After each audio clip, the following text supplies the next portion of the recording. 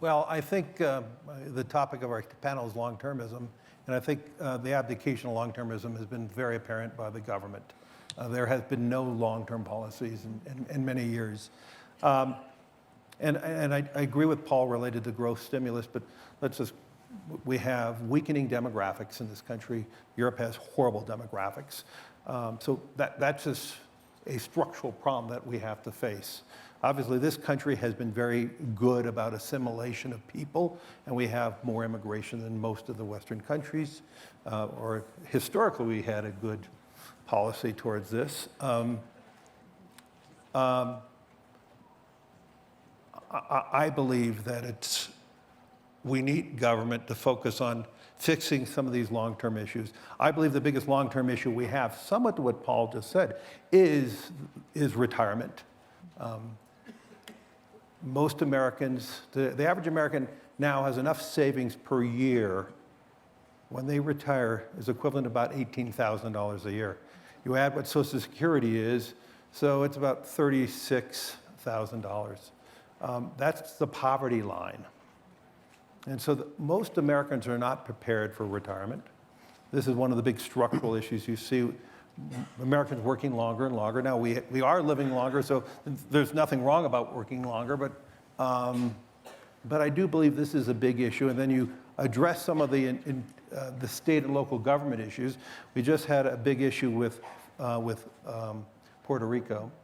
We're going to have 2 or 3 states in the coming years that will, or cities, excuse me, cities where we're going to see probably a test on their ability to be like funding. Chicago? I'm not going to Illinois, point at any place. Broadly? Naming names. So I think this is a big structural issue that's inhibiting growth. My view is the best long-term policy beyond obviously tax reform is infrastructure. We spend 1.5% of GDP. I think it's down to 1. That's the lowest of any country in the Western world in terms of GDP. So I do believe we can fix our problems. We can fix this anger that we're seeing in the world, in this country today, through an aggressive infrastructure policy. And because there's $55 trillion of money sitting on the sideline, for the first time we can create a big infrastructure bank with 80% of the funding being from the private sector. So there are solutions that could be very pro-growth, as Paul suggested, that will create the jobs that we need. We'll fix the future for our grandchildren. We will have competitive ports. We will have competitive airports. And we'll have some roads that we could actually transport goods and services a little quicker. They got to raise the Bayonne Bridge in New Jersey, as I understand it. Whatever, but ships from Panama. Yeah, so Well, the average bridge in this country is 52 years old. Yeah. 1/8 of them are structurally, deficient. So they're a very sad situation. But so if we had this policy, we'd be creating hundreds of thousands of jobs, maybe even as much as 1 million jobs over a long process if all we get.